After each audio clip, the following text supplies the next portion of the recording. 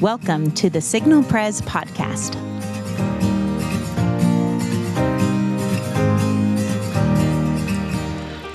Welcome to the Signal Pres podcast, the place for you to learn, to grow, and to get connected to the body of Christ here at Signal Pres. I'm Joey Sherrod. I'm one of your hosts. And I am Abby Hutto. I am also one of your hosts. It's good to be back. Isn't it? It's good to be back. We did almost vote you off the Thanks island. for inviting me back. I appreciate that. I told Joey before we started, people are going to be so shocked to hear you're back. I know. They're going to wonder what happened to There are many emotions. Shock, Yeah. disappointment, anger. John Livingston's not here. sadness. There's Just to be sadness clear, there. we did not remove the lampstand. Okay. And speaking of people who are back, We replaced you with someone else. that's right. Speaking of people who are back, that voice you just heard was the voice of Andy Cornett on the podcast. Hello. Andy Cornett. We never remember where the applause button is when it's helpful. Do we? No, you have to go. There it is! Amazing. I need one of those for when I practice my sermon. Yeah. That's right. Wouldn't that be Exactly. helpful? You'd feel really great. Sorry. I would just pick all the inappropriate times. Please clap. Well, Andy, it's good to have you on the podcast. The podcast, you and the podcast missed each other by like 2 months. We I did. know. There were many conversation sessions about it, and it never materialized because it was also one of those things that I never got off my to-do list. So I'm glad when I left, someone finally picked it up and said, Well, enough of that guy's planning. we're glad you're back.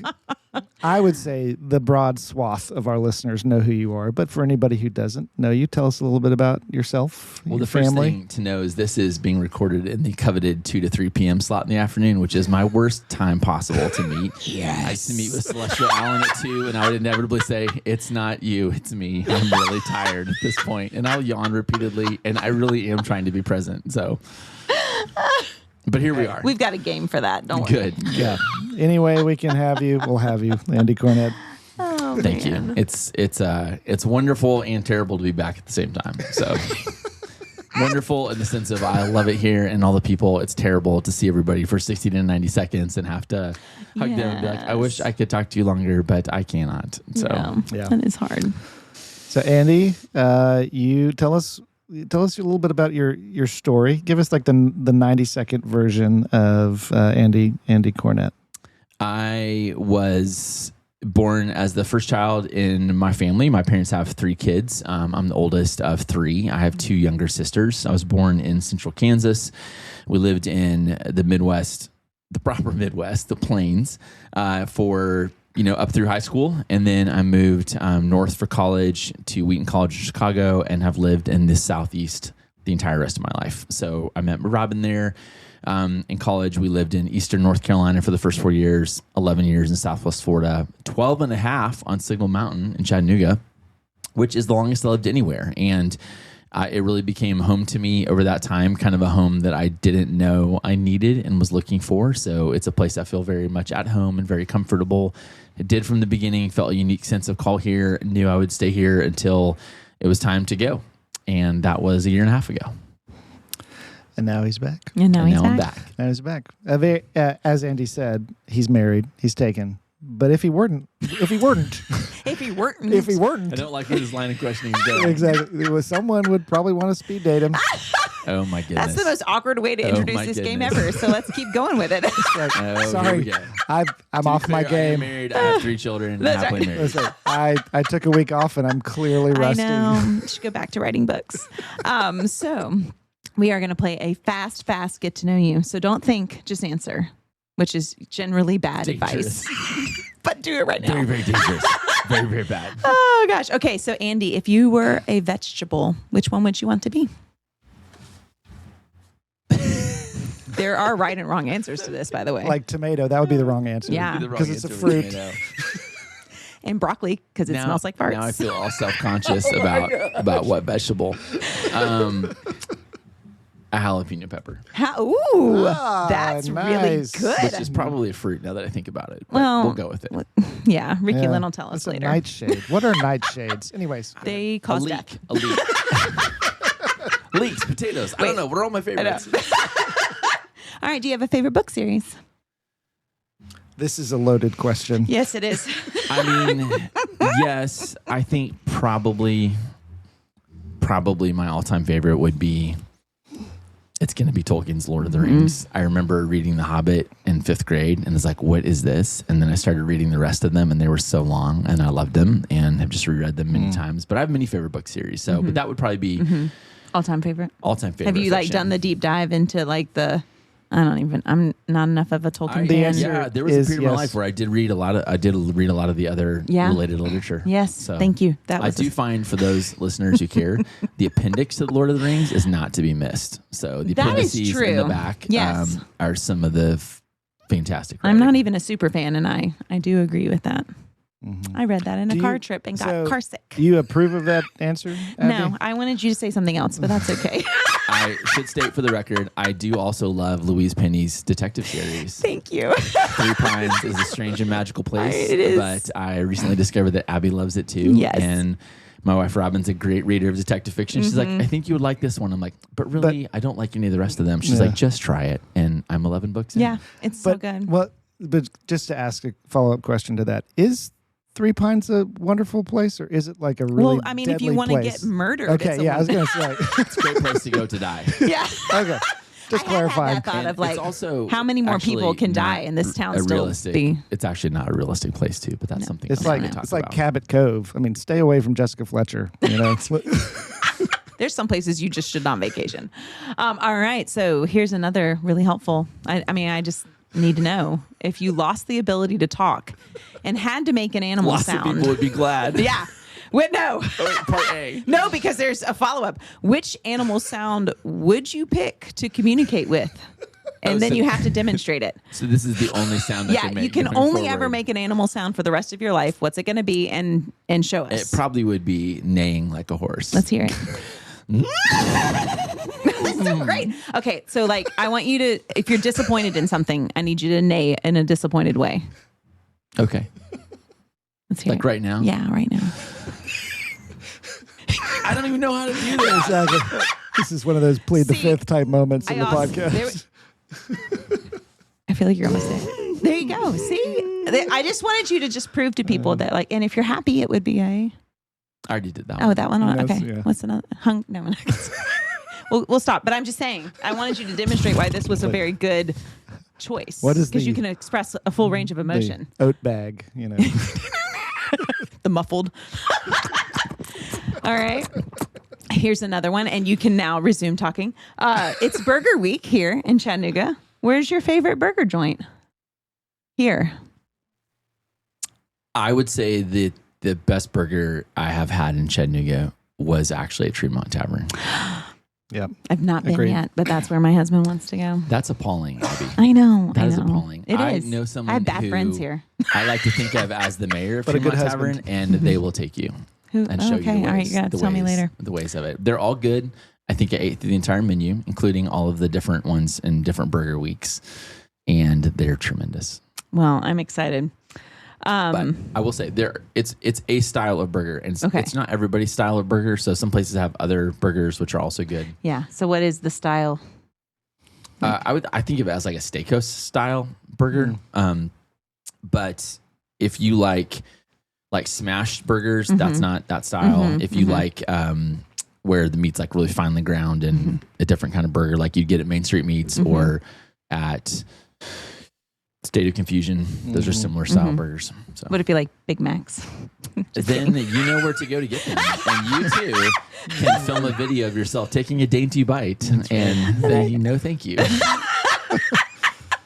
All right. If you were going to give the color green an emotion, what do you think green says?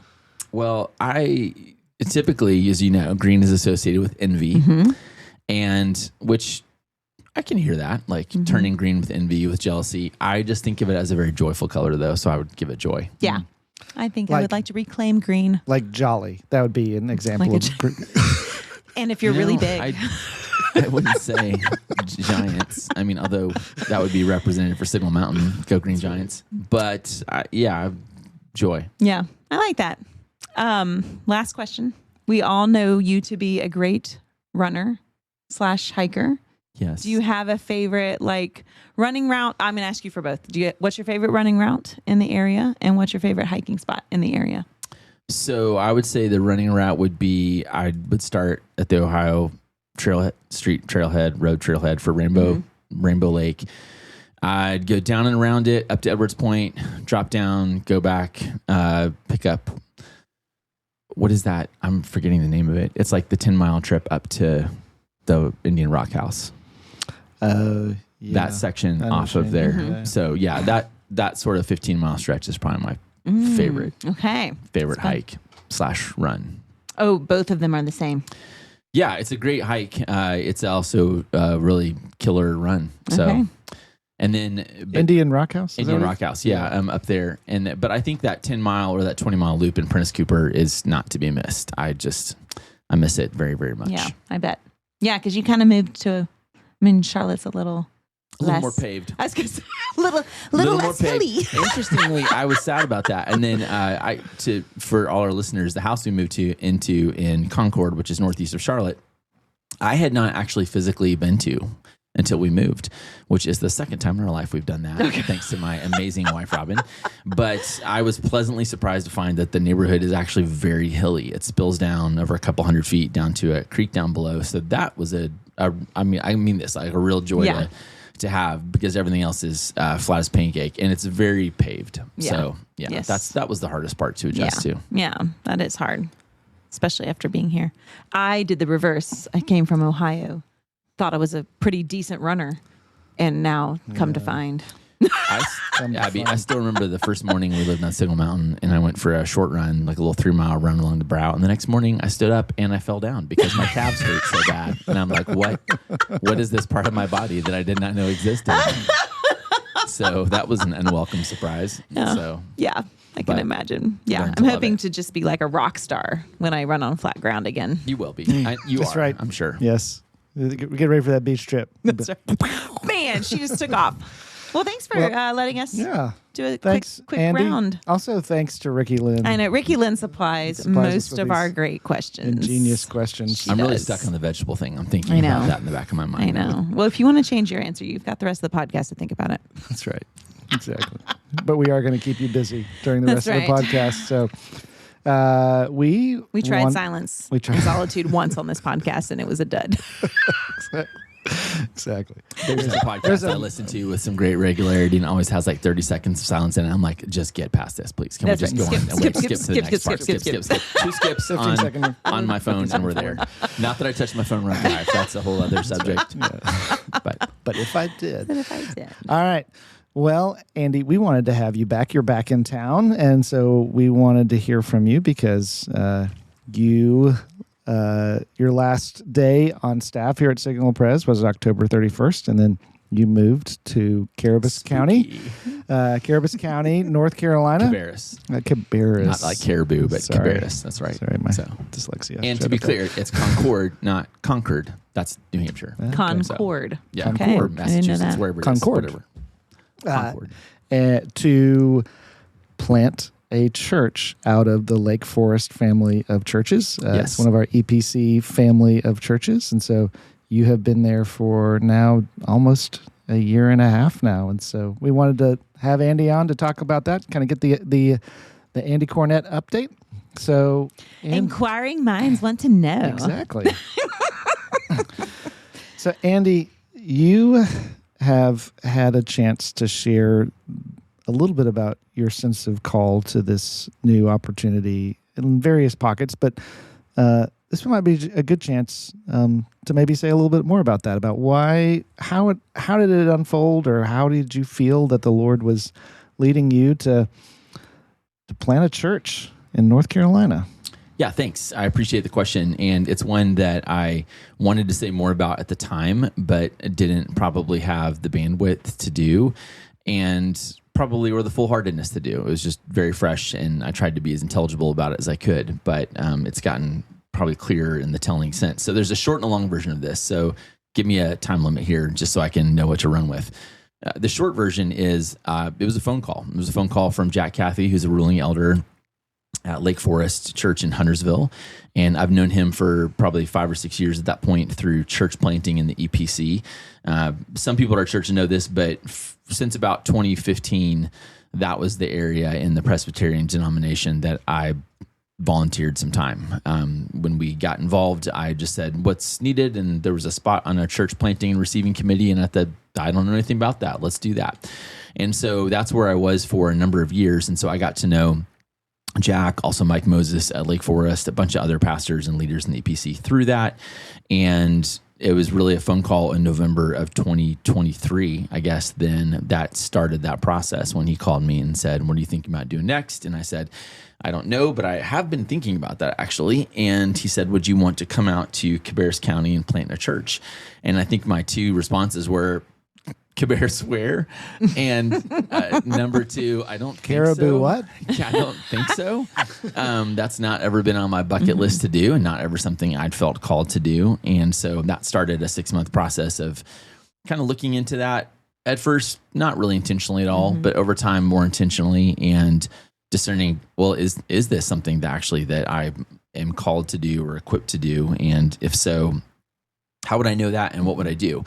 That's the short story. The longer version would be that I think ever since my sabbatical in summer of 2021, one of the questions I was intentionally asking that summer, if you've been at this church for a long time, you know that like I had one in 2021, I think Scott in 22 and Joey in 23. Was that That's right? right. Yeah, that's right.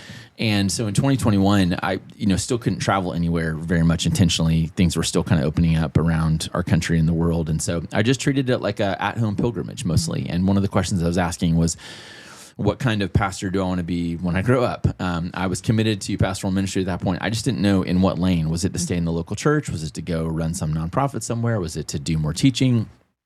And that summer I was really kind of wrestling with that. And through a series of things I was studying and through a series of experiences I had, I felt like the Lord really led me to the conclusion that no, it was to stay in the local church, remain there. That's the lane He's called me to, and leading, teaching, serving there in whatever capacity that was. So that clarified that one. And then it was just a matter of, okay, where next, when next? And I had the luxury of not having to figure that out ASAP. I've always known that Signal was a place I felt uniquely called to, this particular church. And I trusted that when it was time to go, the Lord would also make that clear to me and to others. And so I just felt like at some point that will be the case. I just don't know where and when. And until then, I'm happy to remain in place and serve here with a good and full and glad heart until the time came to do that. And after Eleanor graduated from high school in 2022, I think Rob and I both felt more free to consider other options. And there just weren't any at the time. And that was totally fine too. And so we just kind of prayed and talked and kept at it here until some things started to change on that front. And one was Jack calling and inviting me to consider the call there. At the same time, I was exploring some other opportunities elsewhere. And just over a number of months, the Lord just made it clear that this one was the place to pay attention to and to listen to people who knew me well and discern some things in me that maybe I didn't see in myself. That was part of it. Another was the gift of sort of sorting back through my experiences in ministry and realizing like, oh, actually a lot of those do line up with the things that go into planting a church, and the things that go into planting a church are things that I mostly enjoy doing and am sometimes good at. And so that gave me a little more confidence that this would be a way to take up pastoral ministry in a new way. I had a bunch of reservations around it, but I think the call was pretty clear. And so by that summer, it was evident to me that this is what God was calling us to do. As painful as it was to think about leaving here, Signal Mountain Presbyterian Church and this community and city, it was nevertheless, I was absolutely convinced that was where God wanted us to be. That's awesome. And interesting to me, I'll just say this for people who think about this, the place wasn't the most important part. I didn't have a desire to be on the East Coast or West Coast or in a big city or a small city. It would really just depend upon where the Lord was moving and calling us to go, and wherever that was, then that was just what I would say yes to. Yeah. So what does that look like? So you get there, you have a few months to get ready before you begin meeting. What did those first few months look like? They looked like a completely abrupt change of place and people and purpose. Those of us that have moved places in our adult life know that they come with a lot of energy and a lot of difficulty in the move itself, and then starting over a new place and all that comes with that. I think one of the challenges for me was, number one, going from a place where I knew, literally probably a couple thousand people, between Signal Mountain and Chattanooga, to a place where I knew about 10. But there were thousands of people there to get to know. It's just none of them were interested in getting to know me. It's not like you move to a new church where immediately it comes with like 100 members or 250 or however many it is. They're like, oh, we should get to know theoretically a new pastor. Yeah. This was moving to a place where like nobody knew me and I was not on anybody's radar to get to know. And so it went from like, tons of emails and phone calls and time and appointments to 0. And that was really freeing and wonderful from a change of pace perspective. But it was also really disorienting from a, who do I talk to? What do I do? And even people that I would reach out to, like to get time with or to meet or get to know, whether it was like people literally on the street in Concord or Cabarrus County, as I was pursuing people, as well as people within the Lake Forest Church, you're just not a priority, to anybody. And that was kind of humbling in a way, but it was really welcome in another. And there's only so much of that you can do during the course of the day. So there'd be a number of days in that kind of January, February, I'm like, well, I think I've made all the invitations I can to all the people I know. So I guess I'll sit and wait till the next day and follow up from there. And so there were a lot of quiet evenings, and it was really restful in a lot. It was winter, so that was kind of a downtime anyway. So there's a seasonality of kind of living into that. But I think the pace and the quiet was actually one of the very first things. And then the other part was I shifted to like just being a student of a new community, a student of a new county, a student of the demographics of it, the cultural values of a place, its history, its people. I could do that while I was trying to meet people. And really that was my work. And for Robin, she kept her same job. She works remotely as a software developer. So she just took a week off, moved, and picked back up the next week. And things kind of remained the same for there. While it was for me, everything changed. And so it was really different. But it was really fun to start to pick up something new, learn it from a different angle, and talk to a whole lot of people about it. Yeah. So I'm losing my words. It is now 3:10. Lots of awkward. All right. So I also came here from me to nay. Yeah, it's time for you to nay. I also came from a church planting experience. So one thing I think people don't think about is that, like, okay, you gather your team and then you start to worship. And I think so many of us, we go to a church and we don't have any say in how that happens. It's all being led from up front. But when you church plant, you do get to have some input into that and shape what that looks like. So what's that process been like for you? Yeah, well, I'll back up just a half step. When you said gather your team, that also, I was like, what is that? How does one do that? Tell us about that too. And this is where I'll share one of my preconceived notions was, this was a case where there was a church that wanted to plant another in a nearby location, and there was an ability to pull from one to help seed the next. And so what I was assuming would happen would be like, I'd post up and talk to people over time, and we'd gather, 30, 40, 50, 75 people from one community to go over to the next door one to plant.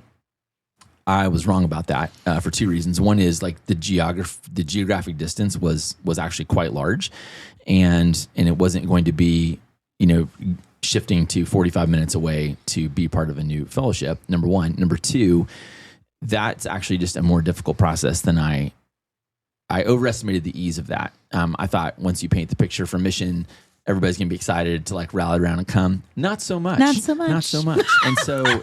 so there ended up being about 20 people from Lake Forest and Huntersville who said yes and sort of came with me. But then it was finding the other 20 or 30 people from the community in which I was living. And I had some real encouragement and teaching on that part to like seek the people who would help plant the church from the harvest the Lord was going to create there. And so to be bold about just inviting people that you knew there and just invite them into the journey. And that was actually a huge gift.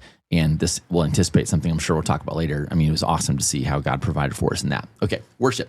So you finally get to gather for worship. And this is embarrassing, but this is what I spent the least amount of time on. I spent the most amount of time on kind of mission, vision, discipleship, community. What are all those things going to look like? And I left worship to last, mostly because I was like, I know how to lead all that and figure that out. We'll just do it. And I underestimated, number one, actually how much work it is as a solo pastor person to put every single piece of that together and think through every single piece of it. And it's not just okay, what are the things we're going to do in order, but also like, and who supplies the communion things and who is doing unlocking this, that, or the other, or where are we going to get this thing, and all those kind of things. And like every single little detail. And one of the challenges I had in that was really naming what were my sort of theological and practical values for what goes into a worship service, and owning my voice and my opinions on that, and being willing to step forward in those and say, this is what we're doing, not that. And at the same time, dealing with like, is anybody gonna feel the same about it, or care about what I care about, or want to do that? And the difficulty of like planning it, doing it, and living into it, and dealing with people's responses, whether they liked it or didn't, expected it or didn't, wanted to be in the moment with me in that or not. And that was a challenge, because every place I've been, I've had some say in things, but it's never completely fallen on my shoulders, except for, the month or two when Scott was gone or Joey was gone, to be able to take up a little bit more of that work. So that was kind of like exercising a new muscle and figuring out a new way of doing things there. And what were the hills I was going to die on with that? And what were some of the things that I was going to be flexible about with other people? Yeah. And so that has been happening since September 28th. 28th? Yes. I think we've had 26 Sundays now. So yeah. Man. All right. That's really great. Exactly. So 26 Sundays in. Yeah. How do you feel on a Sunday morning now? I feel a lot like I did the second Sunday. I feel like each Sunday feels very fragile to me. I don't know who's going to be there. I don't know if it's a third of the people I know, all the people I know, half of them who have come to the church or made repeated visits or with us, or who's brand new. And each one feels like, even though we've done it many times now and are getting in a rhythm of it, it feels a little bit tentative and a little bit fragile. And someone told me it's going to feel that way for a couple of years. And so that was good to just recognize that. But at the same time, I have, fresh excitement, fresh energy for each Sunday. And some have been harder to plan and put together than others. It is kind of all consuming. And so you try to keep a lid on the time that can go into some of that. So you have time for the other things as well. But it's been a gift to, I'll tell you one funny thing. Around Christmas, you're hoping to gather momentum and be there with people. And I realized that there's some people that only been there like 2 or 3 times out of the 13 or 14 so far. And I was kind of discouraged by that. But then I remembered like, oh wait, this is a church for people who have given up on church or given up on God. And so if you have not been going to church anywhere and someone invited you, or if you haven't attended in quite some time, if you've been 2 or 3 times in 3 months, you're like, I'm going to church now. I go once a month now. This is a deal. Like, I've actually gone again. And I was like, oh, that's a huge step for someone to make. Yeah. As opposed to like, I'm here every Sunday, so I don't even think about that. And we know attendance patterns in general are kind of down to maybe once or twice a month in general, even if you say you come here. So that was actually a lift to remember of like, okay, this actually takes a lot of courage to go somewhere new. It's difficult to visit somewhere. Even in the 3 months where I visited churches in the area, I got really tired of that after about 3 visits. And all that comes with that, and the way that feels fraught and challenging to people. So it's been humbling to see the courage it takes for people to just try a new place or visit, or take a risk and invite a friend, or come with someone else and see what it's like and get to talk about it afterwards. So that's been a real gift to watch develop. Yeah. One of the things that I think has been a consistent through line through your life and ministry. So this is not just a mark of Andy Cornett, the pastor of Trinity Forest, but also Andy Cornett, the pastor of Signal Press as well, is your attention to individual people going through individual situations in their lives. And I would just imagine that at Trinity Forest, you have been able to see some of that happening. So I would love just for you to share a little bit with the folks at Signal Press here. Like, where have you seen God work in just different situations, and your desire to be a church for those who've given up on church and given up on God? Yeah, so one of them is just simply doing good, basic human things. And I don't mean to like minimize this in any way, but like there's just nothing that replaces like the ability to call a person, see them, notice them, pray for them, drop by and visit them, talk to them, express interest in their life, remember something about them. Like when you just do basic human care for one another, obviously motivated by love and in a spirit of generosity that doesn't need anything in response, like it just goes a really long way. And for some people, you realize how it maybe impoverished their experience has been of that. I've had numerous people tell me like, I've never been in a church before where someone would want to like get dinner with me or have me over to their house or, you know, check back in on me with something like that. And we would say, well, that's just like basic good pastoral practice. And so, and again, not knowing any of their story, not knowing any of what's behind that, you just don't know. So I think that's one that's been fun to bring to it. Another has been finding people who are willing to like let you into their story and what's happening in their life and the good or the bad of that, or also the clarity or the confusion of that. It's been really fun to have conversations with people that are like, I'm curious about Jesus, but I also really like crystals. Like not their hamburgers, but like, you know, spiritually attentive things. They like or Big Macs. Or someone who like, you know, kind of grew up in the church, left it for a long period of time, is very hesitant and has some objection to some core basic beliefs. You know, like it's hard for me to admit that Jesus did anything for me. I think what he did was noble and beautiful, but I don't see how it changes anything for me. You know, so some of those basic things we might talk about and lean into. And then a third is just, you know, people that have been a huge gift and a surprise. I think of many of the people that have been critical to our church so far, whether in the launch team or since we began. I think many of them who are probably most essential at this point, I didn't find. Like the Lord really just led them to it or provided them to me in a time where I needed it. I mean, from literally meeting someone on a street corner to someone getting hold of my calendar invite and popped up on my calendar at 2 p.m. on a Sunday to a chance encounter that led to a coffee the next morning. And they're like, I'm in, what do you need? I mean, just really awesome moments of like, okay, God really does provide for his church. Yeah. That's great. And church planting can be so discouraging. So it is sweet when you have those moments. Yeah, it's like punch the roof of your car and celebrate as you're driving away. I'm like, I can't believe this happened. I can't wait to tell Robin this person said yes. I didn't even ask. You know, so, those are the best kind. Yeah. So thank you, Jimmy. If you're listening right now. And Allie and all the rest. Oh, well, thanks for sharing with us some things we can be thinking about for you and praying for you as you move forward in this call that God has given to you.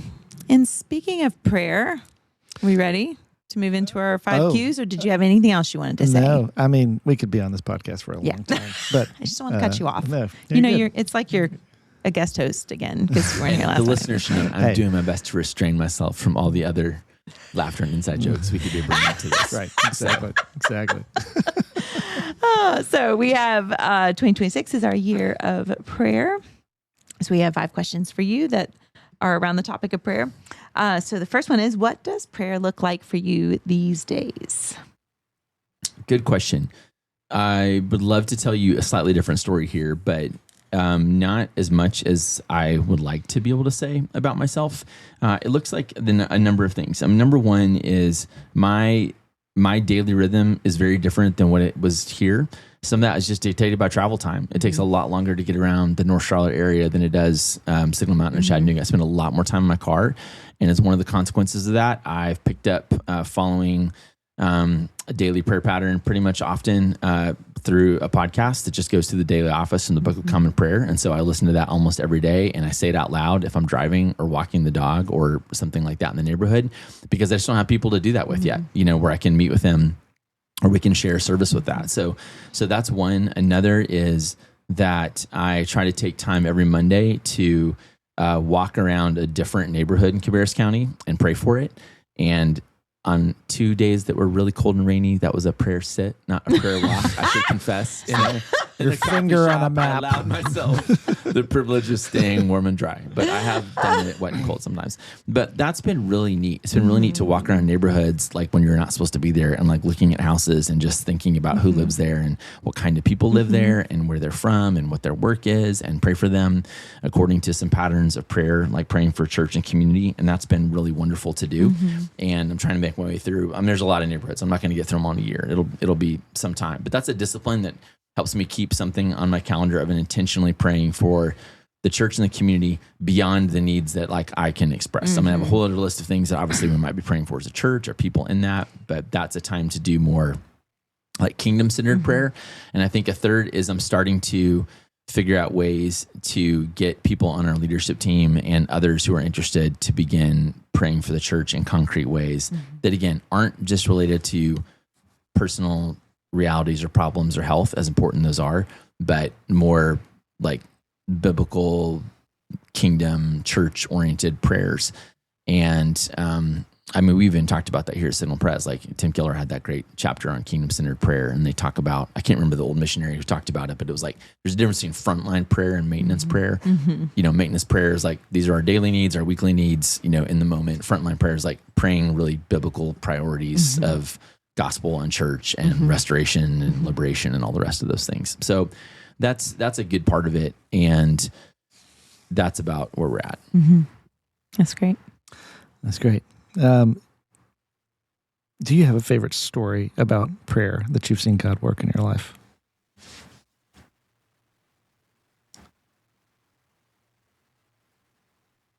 I probably do. I can't think of it at the moment.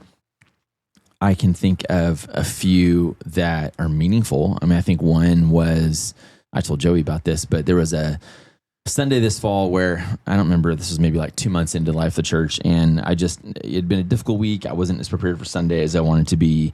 I didn't feel well that morning. On top of that, it was like gray, cloudy, rainy, and I have about a 14-minute drive to the school we meet at for worship.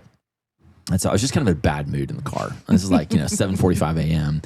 And I'm like, man, I gotta do something about this. And so I kind of started to pray about it / listen to a song that was a prayer.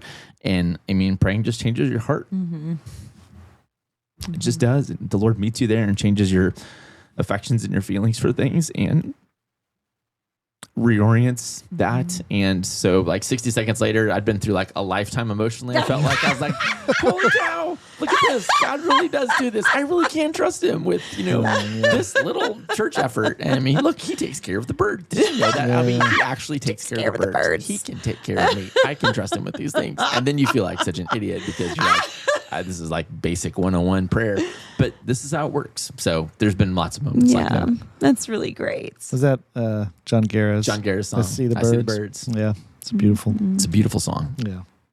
I feel like that kind of flows a little bit into our next question, which is there are a lot of things that are hard and challenging about prayer. So when you think about what you find challenging about prayer, what would you name for that? Getting in sort of the rut of your normal list of things is one. Also having the patience to stay with praying for things, even when you're like, I've already prayed about that. It's like, not like God doesn't know that. So can we just like move on and find new things to pray about? So I think for me, praying consistently for something over time is hard to do. It's hard to stay in there with it. And it can just feel like going through the motions and just doing the things.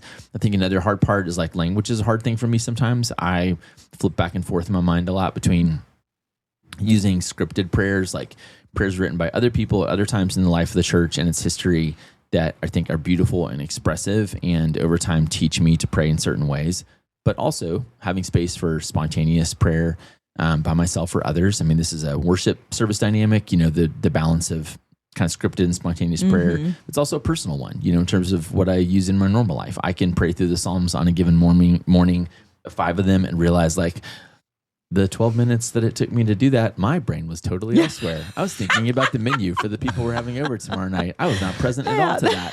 Or I can be really caught out by it and stop and dwell on one, and that turns into some spontaneous prayer. So I feel like I learned a long time ago not to just be in my head about the difference between those things and just let them both be what they are, and they both have value. Yeah.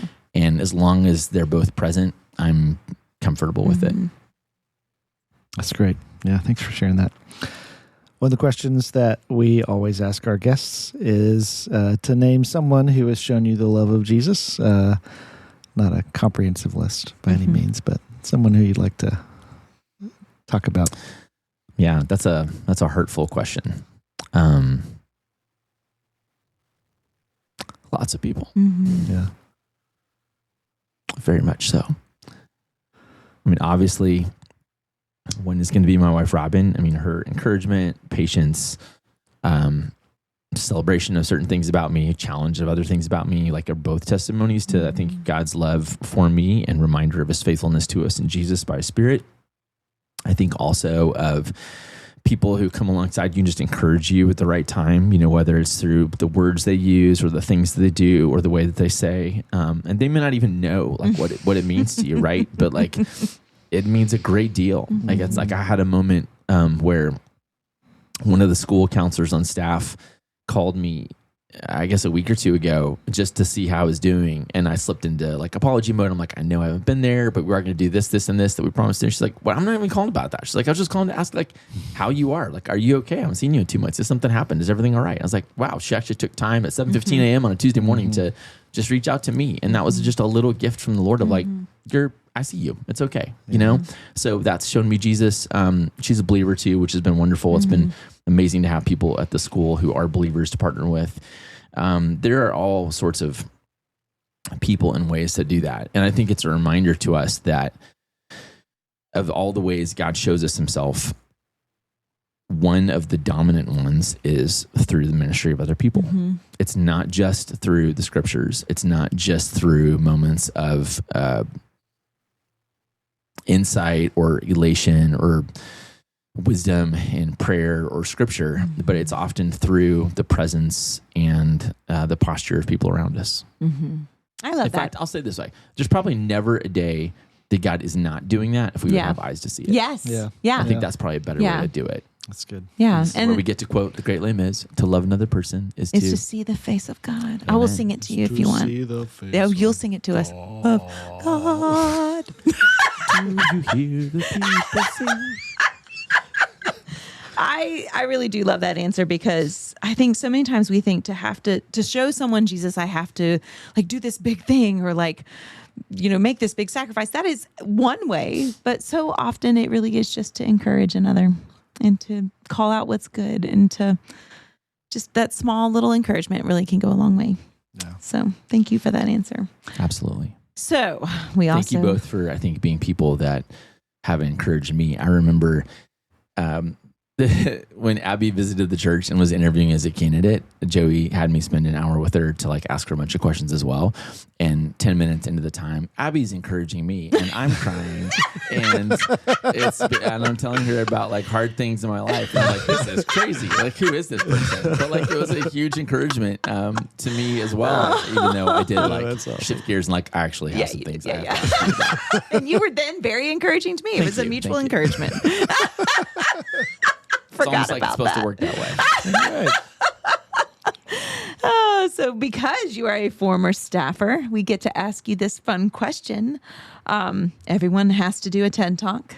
So when it was your turn, what'd you do your TED Talk on? Well, I'll say two things about this. First of all, the listeners may not know, this was actually my idea. Oh my gosh. I didn't even know that. I was the originator of this because I read about it in a magazine that an NBA team was struggling with culture connection, and they started having these dinners where some person had to get up and talk for 10 minutes about something unrelated to basketball. Yeah. And it's how they got to know each other better. And at that point, we'd had a couple staff changes, and I think we're feeling this might have been right before COVID even, or right around there. COVID, and like, hey, we should do something fun like this. And so I pitched it to Scott and he's like, let's do it. And so he actually went first, but I think I was maybe like I don't think he went.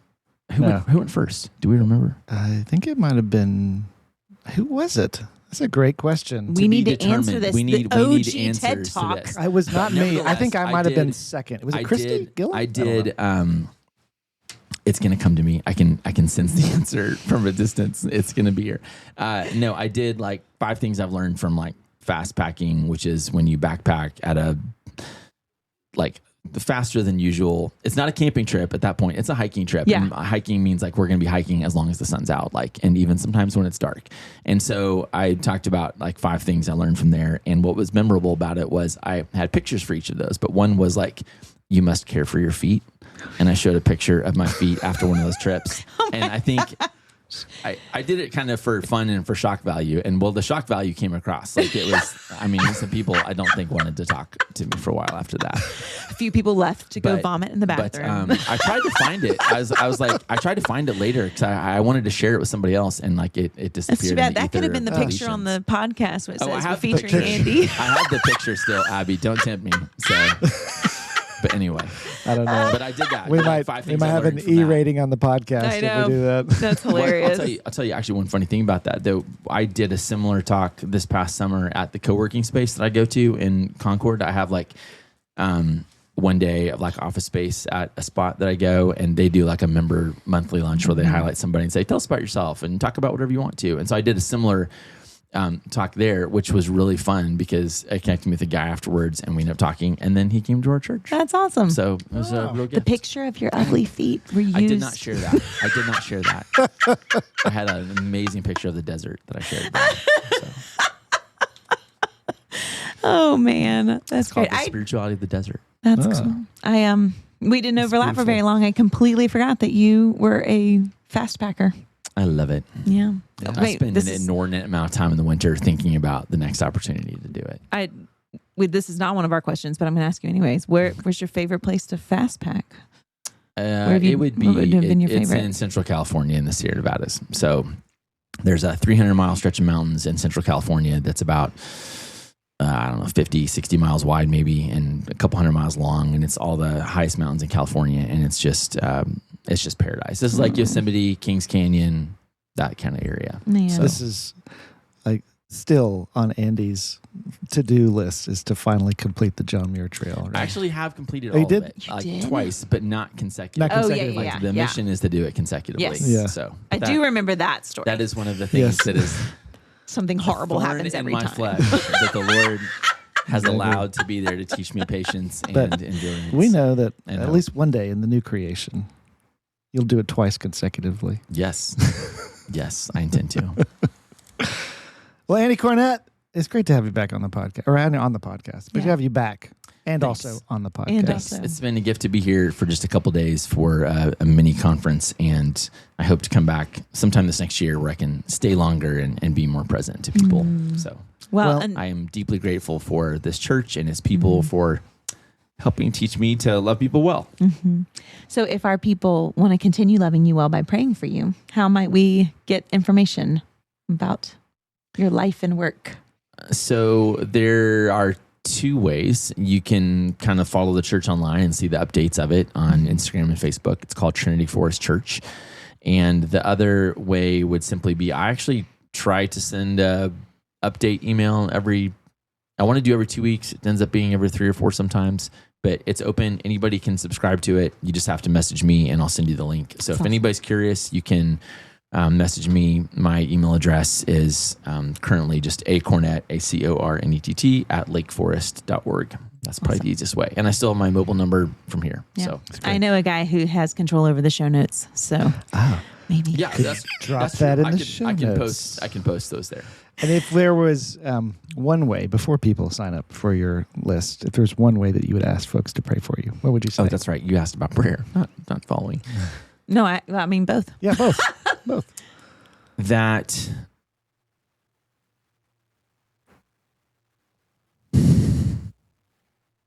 as I breathe heavily into the microphone. I was warned about this. that the Lord really would establish a church It's great. among us. You know, it's Ephesians 3 stuff. Do more than we ask or imagine toward that end, to help us to grasp the height, the width, the depth, the breadth, the length, whatever those 4 or 5 dimensions are That's right. of Christ's love for us, and that would be not just for us who are leading it, but for the average person who might come someday to worship or might receive an invitation from someone to their home in some way, that it really would be a place where people go from not knowing the grace of God in Jesus to being brothers and sisters in Him. Great. We can pray It's for a that. beautiful prayer. Yep, absolutely. Well, thanks, Andy. Good to have you on the podcast. Thank you, Joey. Thank And you, now Abby. we will end with something. Like, we have multiple options now of how to end the podcast. Abby, choose your own adventure. Happy praying.